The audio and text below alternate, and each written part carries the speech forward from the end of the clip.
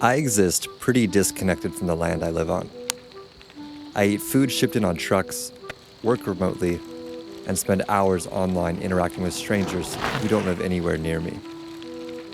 I go outside, but I sort of feel like a spectator, observing the view, but separated by this barrier of modern life.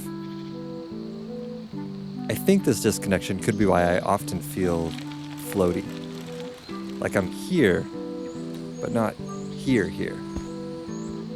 And I want to change that.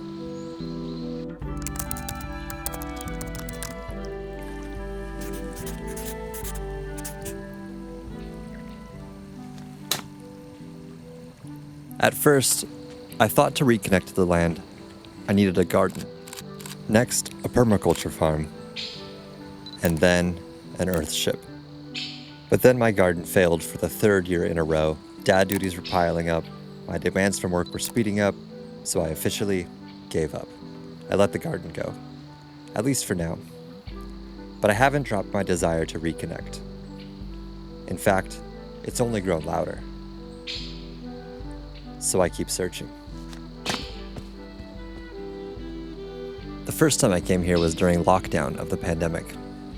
We had a newborn who wasn't sleeping very well, a first grader trying his best to do school online, and I was working in the other room. I was also experiencing waves and waves of anxiety. I was 2 years out of the Mormon Church, and I had entirely lost any sense of meaning and purpose in life, and it was weighing down on me. We were all ready for a change. And then we found this.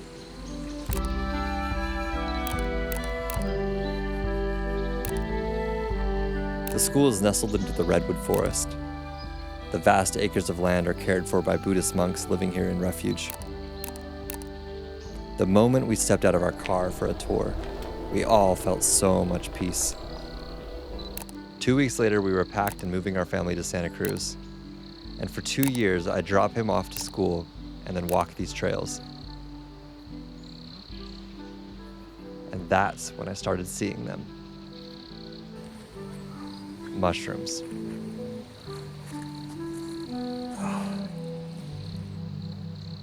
All right, so this might seem silly to some, but one of the most helpful things I've done as I'm trying to rebuild a spiritual life is find a new language to connect to spirituality, and a new story to find myself in.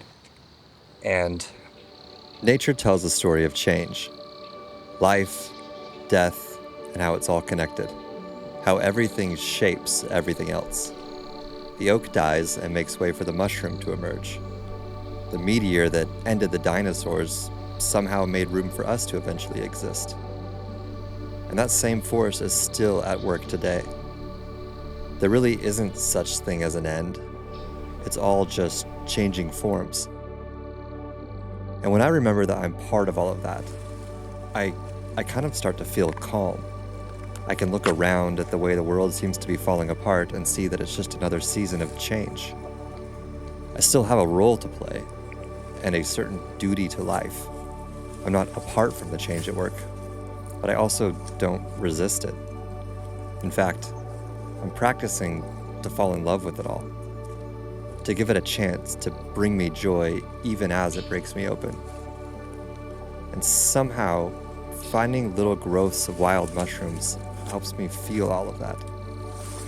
It's almost like a symbol from nature herself, that death is not the end, and that change is just the way that it is. So now my new practice in connecting to the land is foraging for mushrooms. I treat it like a mindfulness practice. I go slow. I look. I notice the signs and attune my awareness to the changes around me. And then once I find them, I take them home and prepare them into a dish. And it becomes a sacrament. It's my witness that I am part of nature. And as I exchange its cells for my cells, just as it changed the dead oak into new life, I place myself into the cycle, into the land. A ritual of reconnection.